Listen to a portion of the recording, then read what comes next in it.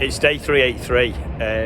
All the tractors are in the way. We're going to change the wheels on it. We've had a little bit of rain overnight, so we're going to change the wheels to the narrow wheels, take the flotation wheels off because they're running the corn flat now. So may as well do it while it's a damp morning. So I'll move some of these tractors out of the way, get the sprayer in here, and then we can get all the way around it then. We've got room to work. If we go in the workshop trying to do it, there's just too much stuff in the way because we have to be on all four sides of the machine. Time to go and pick some more fertiliser up. One bag short from what we want to get done today, so we'll go and get a full load of it, get it back here, then we've got it for when we need it. So I'm going to spread on some grassland, and then we're going to wash the spreader off because obviously the jet washer is now fixed. We've got 14 bags on, so it's only, what is it, 7 tonnish, something like that. No, a bit more than that. 600 kilos, 10 bags would be 6 tonne. So we've got 8.4 tonne, is it, something? I'm in the grass field now, and at the end of this big long green pipe, the snakes all over there, is a tractor with what's called, this is called an umbilical cord system. So on the back of the tractor there's like a distribution head, and then you've got like little blue spouts, and it pumps the stuff all the way to the back of the tractor, and then it dribbles it on. And if you can see like little lines in the grass going like that way, and that's what they call digestate, and it's really rich in fertiliser. It's basically they ferment food waste and different things, take energy off it, and then what they're left with then is like a liquid, which is what we call digestate, which is completely organic and safe and full of nutrients basically, so it makes things grow really well. Has a little bit of a smell for a few days after you first put it on. If you get a shower rain though, it soon disappears, but it's a really good source of fertiliser because there's a lot of everything in it, and it's cheap, I suppose, is the other thing, but it's organic matter and carbon that we're putting into the soil as well. So it's just a good thing really. So it's produced in Widnes just up the road. They bring it in tankers to the yard, and then that guy sucks it up and spreads it on the field. And the idea of it being umbilical, using that big long pipe, it means he doesn't have to drive on the field with slurry tankers and make ruts and stuff, especially if it can be a little bit wet.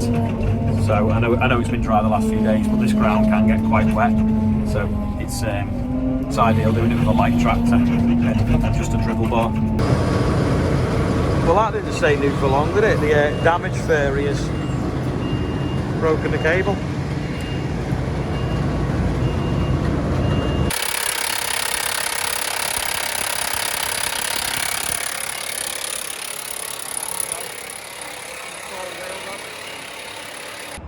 Narrow wheels on now, what we call the row crops, because they'll go down the row in the crop. Just need to adjust the track width now because they're set quite narrow, so because the offset on them were different. So I'll pull the axles out to match the tram lines, but I'll probably do that in the field, it'd be easier. I'm just going to fill up now and then go and spray a field of wheat. This is the jack we were using. It's basically adapted from a wagon jack from the front, so when you drop a Arctic trailer off, it normally has 2 of them on the front that wind down. So we've got one of them, cut the top off, welded the beam on the top, and it already had a flat plate, which is quite handy. So we use that for jacking the sprayer up because it's really high jack. Put the narrow wheels on, and what we have to do is we have to tell the computer in the cab how big the wheels are, so it knows what rate to pump the spray out as we're spraying.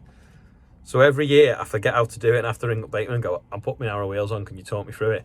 And I thought, I need to like either record it or write it down. But seeing as how the new sprayer is going to have a different computer in it, there was no point, because that's the last time I'll put the wheels on this sprayer. So when I get the new one, hopefully I'll record them what to do, or I'll try and remember it a bit easier, or I can go in and go row crops or LPG, low profile, low ground pressure wheels, and I'll just be able to click it in the computer. So that'll make life easier. I won't have to ring Bateman up once a year and go, "I've forgotten how to do it." Paul's just here now, sorting out the oil leak on the Merlot. I couldn't find it, and it only does it when it's warm, so he's going to have a quick check now and see. I think we need a bigger yard. Just people everywhere, and machines just trying to turn them round and get through. Looks empty this bit now. Paul's just going to fix this Merlot on, the leak on this Merlo, hopefully. I couldn't find it, so I've given up, so they've come to see. Just get it.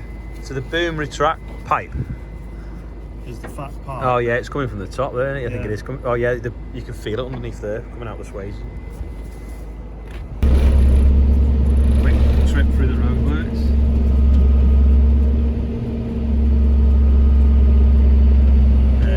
See what's going on. So, middle of the afternoon on a Friday.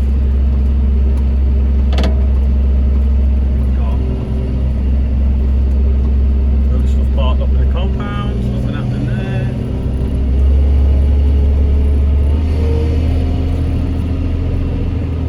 Road's still intact, yet it's still closed. Oh, we've got 4 people sat next to the digger having a chat. And a hole full of water.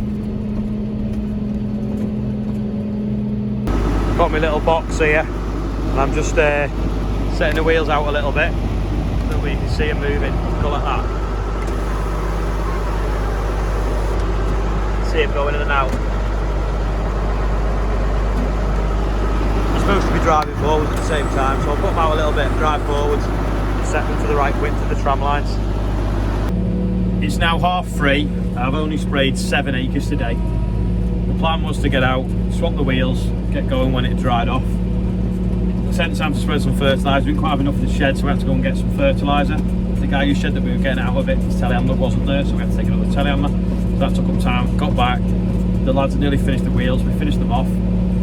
There was a problem with the chipper this morning. I think the ignition had been left on, so the battery was flat.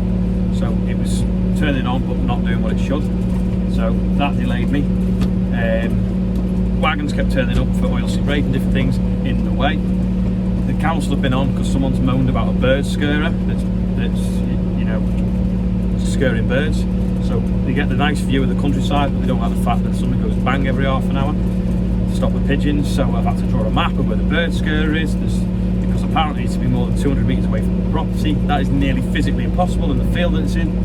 But it's not legislation, it's just a guidance. So it's as far away from possible. It's basically in the middle of 3 houses. Well, a house estate and 2 houses, and it's in the middle point. We can get it the furthest away from everyone.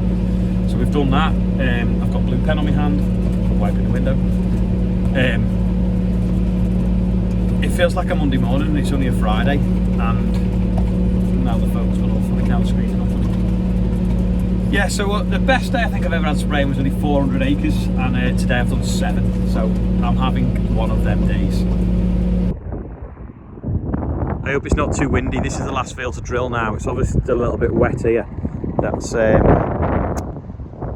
we couldn't get through it. You can see we made some wheel marks trying to sort of reclaim it, but 90% of the field's drillable now. In fact, there's even dust on it. So Adam's over there now. I've got my hood up because my earpiece might stop some of the wind. We're using Bill and Joe's drill today because it's got what we call paddle boards on the front, which will knock it a little bit flatter. So because it was carrot beds and it's been wet, we've been struggling to get it level enough. So if he puts the tines down on this paddle board, you can see it behind me now, it should knock it a little bit leveler, put the seed in, and then hopefully we should have a crop of spring barley.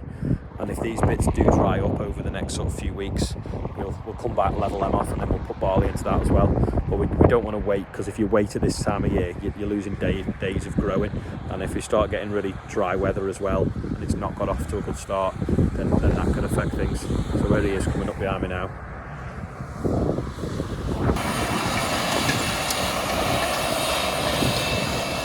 So can you see the discs and the paddle? Pushing the soil and leveling it out.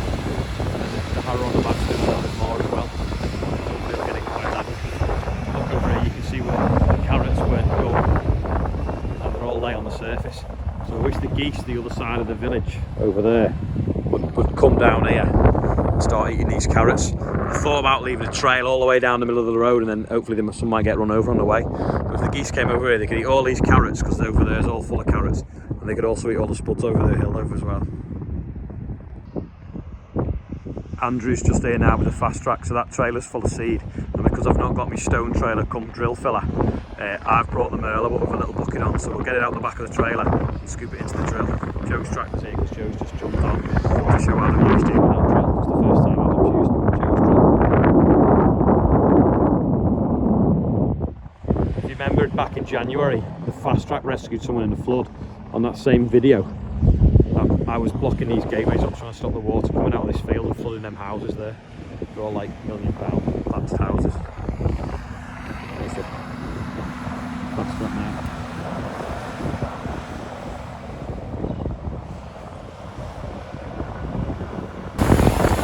Hopefully the wind's not too loud, but you can see the discs on the front levelling the ground out. And the packers packing seeded.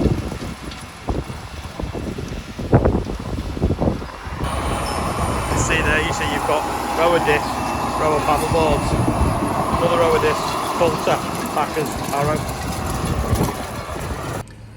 Andrew's just trying to find a space to park that trailer. I don't know why we're struggling for space in the yard again. I think there's just stuff everywhere. I think if some of that wood chip's going out next week, get rid of that, that'll give us a bit more room. I've got a pile of sand I don't know what to do with. Need to move that. I might just put it in the corner of a field just out of the way, but it'd be good for concrete, so that's why I've kept it separate from everything else. But it's taking up the space of room for about 3 or 4 trailers as well. I'm just glad the header's not turned up for the combine because there's nowhere to park that anywhere. Going to be -1 again tonight, so the tractors the sprayer's tucked up in the shed tonight. See how frosty it is in the morning, whether I can carry on or I'll have to wait till the frost's gone. This is today's quiz question. Does anyone know what that is you're looking at? If you think you know, leave an answer in the comments box. This was yesterday's quiz question. It is the transmission jack. So you turn that dial there and then you pump it up to that pedal, keep going up. And when you've got a car on the ramp, you put it underneath, get the gearbox on it and slide the gearbox on and off the engine. Or you put an oil drum on it and use it for catching oil. Andy uses it quite a lot. It's dead handy. It's on casters, you see, so you can just roll the gearbox back and then get the height right. So it's like another person, another pair of hands. Thanks for watching. Here's an intro from Ben Edwards. Don't forget, click like, click subscribe, tell your friends. There's not as many people subscribing new at the moment. Don't know why that is. Obviously, nice weather. People have got better things to do than watch me on YouTube. But if you tell your mates to share it, like it, whatever, that'd be great. Because don't forget, I've got a sprayer to pay for in June. So here's an ending from Ben Edwards anyway.